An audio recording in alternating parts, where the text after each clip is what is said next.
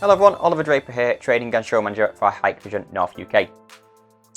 What I'm going to show you today is our new second generation modular door stations, in particular our new stainless steel edition. In addition to them, I'm also going to be showing you our new indoor stations, which are now Android based as opposed to the older Linux based systems. So if we look at the door station to start with, these are our new stainless steel products. Now there's different sort of casings that you can get for these stainless steel products. You can get them in a single, like the one here, or a 2 modular casing, or you can get it in a 3 modular casing as well. Now the fact that it's modular is the fact that it's customizable, so you can personalize it to whatever the client's actually needs are. And again, there are an array of different sort of modules you can put into these ones, the keypad, or the name tag, and the camera modules. Again, it's totally flexible and it's customizable to whatever you want, so it's totally modular based. These ones in particular, now the new ones, are our stainless steel products. So for those projects where potentially you may be concerned around vandalism or anything of that sort of nature, these products are ideal for those sort of solutions. Now the cameras on these ones here as well, so the camera modules that we have here, these are 2 megapixel cameras, so they're 1080p, and they give a field of view of approximately 178 degrees, meaning even if that camera was side on like this, it would still be able to pick me up in the scene sideways on, so it has a very wide field of view as well. Now there's 2 different types of solutions you can get these in. You can either get it in a standard PoE solution, which just requires the network cable to the back of it and powered over Ethernet. Alternatively, if you've got any legacy installs, so places where they've already got the existing 2 wires going to the front door area, so that your bell wire and things of this sort of nature, then you can adapt the 2-wire solution instead. So rather than to fit new cables in place or having to rip out existing infrastructure, you can use the existing 2 bell wire that's going to the front door area to actually connect to these terminals, and then 2-wire back to our distribution terminal inside the property. So, for example, the top camera module one we have here is our DSKD8003 IMEA 1. We call it the 1 because it's the 1 means it's the actual IP version. If it was the IME2, that would be the 2-wire solution. So 1 simply means it's 1 cable, i.e. 1 Ethernet cable. If it has a 2 at the end, then we know it's a 2-wire solution. Now these new ones here, the product code at the end also has a /S standing for the stainless steel. Now the other one we have here, you'll see there's a slight difference. This one here doesn't have the button on this one here. So if you were going to go for this one, again, similar sort of product code. It's the DSKD8003. Again, it will be the IMEA 1 if it's the actual single wire for IP cable, or IME2 if it's a 2-wire solution. However, this is an NS, so the S there for the stainless steel and the N meaning that it has no button on there as well. And as I mentioned, we've got the different modules that you can put into these. It doesn't matter if there's no 2-wire or IP ones, because these just connect into the actual main unit via RS485 cables, which are supplied with the module units themselves. So for example, we've got the keypad module, so this is the DSKD KPS. Then we have the DSKD KKS. So again, there's various different modules that you can actually purchase these ones, depending on what sort of solution you get. In addition, if you don't want it to be wall mounted, you can also get the flush mount as well. So you put this into the wall itself, and then you put the actual front onto there as well, so it can actually be flush mounted as well. So what I think we'll do now, we'll pop on one of these boxes and take a closer look and see what these actually look like.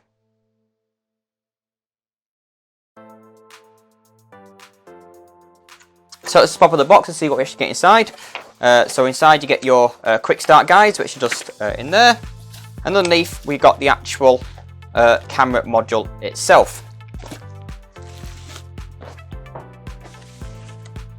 So if we take a look at the actual camera module and just see what this looks like. So on here we've got, obviously this is not the NS, this is just the S. The NS would be the one without the button as here, but this one is just the S, so it has actually got the button there. So again, it's got the button to call through to the indoor station should you want to. Again, you can even label it by putting your own label in there as well. On the back of this one, as I mentioned, it's a PoE one, so it's just simple 1 PoE cable straight into the back of there.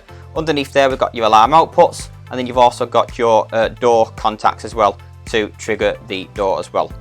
From here is also your RS485 out, which you can then use to connect to various other modules as done here. As you can see, this one is the 2-wire solution. So this one here has a 2-wire in. Again, it doesn't matter on the actual module whether it's 2-wire or IP, because it just connects via the 485 cable.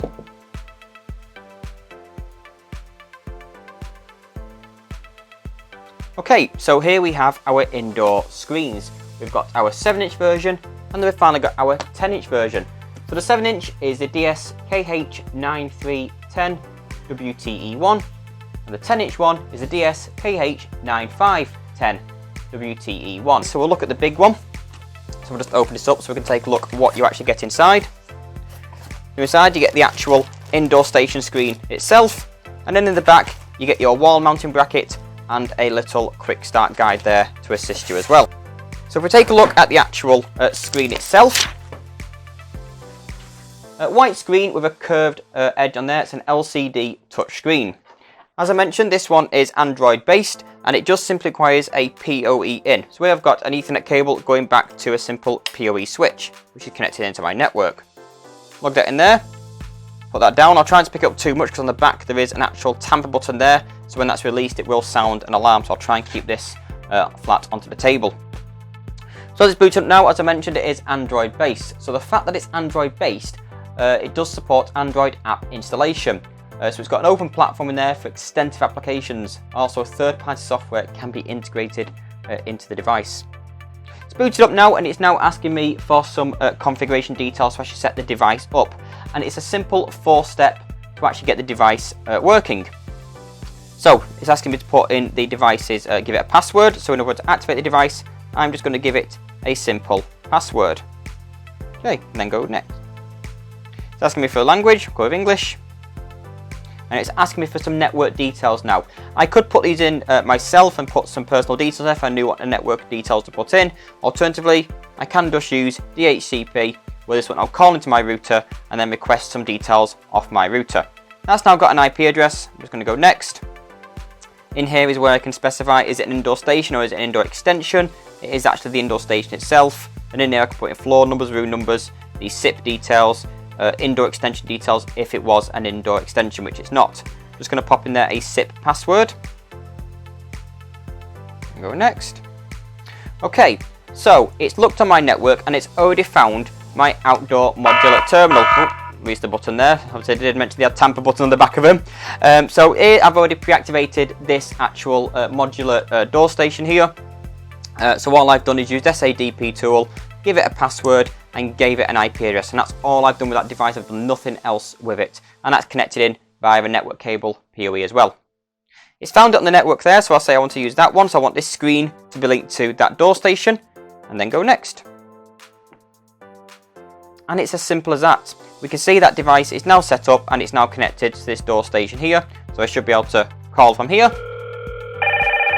and it's now calling, as you can see on the screen there. I can choose to open the door, just end the call there, but as we can see, that's all set up and working nice and simple.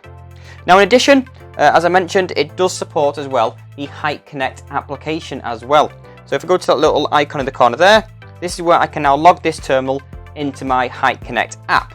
So if I just click on there to actually log into my Hikvision app, and here it's asking me to pop in my Hikvision details. So I'm just going to move this off screen just for a moment while I type this in. We can see now that it's actually populated my NVR there, and also any independent cameras that I have on my network can also be seen here. So I can actually click onto the actual NVR itself in this case, and I can see all the information and details of that device. I can then click onto the camera view there, and this will now display all the views of the cameras that this actually has access to as well. So again, you can also see your actual cameras from here, as well as actually your indoor station. Now you'll see in addition as well, under messages, it now says plus 99. That's telling me I've got over 99 unread messages. So let's just take a look and see what that's referring to. So nothing in the main message center. However, under the alarms, that's what it's saying it is. Indoor station's got no alarms, but my Hikvision does. So all my actual events that have been triggered by my line crossings or anything else that I triggered to notify my Hikvision application will also come through to here as well. So I can actually see what took place or when these things were actually triggered. Now, as I mentioned, it does have the facility as well to actually put some Android apps on here as well. So what we'll do, we'll go and showing you through how we add an Android app onto here. So as you can see, the app has now appeared on here, the Hue Essentials app that I chose to download. So when I click onto the app now, I could then go through this Hue Essentials, which is the app that's used to control your smart light bulbs, and you simply just go through the setup procedures as you would do on your mobile phone app, or the exact same principle. But again, from here you'd be able to control all your smart lights from here. Because it's an Android based application, to get out of this app, you just scroll up from the bottom, you get these dots appear at the bottom, and you can just simply just go back to your home screen from there, and then you're back to your main home screen. As I mentioned, it does support a maximum of 2 apps, so next to it you can put your Hive to control your central heating. You could also put in Nest, which is your central heating app. So there's many different applications you can put in here to control your smart home applications. In addition to those as well, what we are integrating into this, which will be coming towards the end of the year, is also our AX Pro, which is our home alarm system, which you'll see the video for that as well.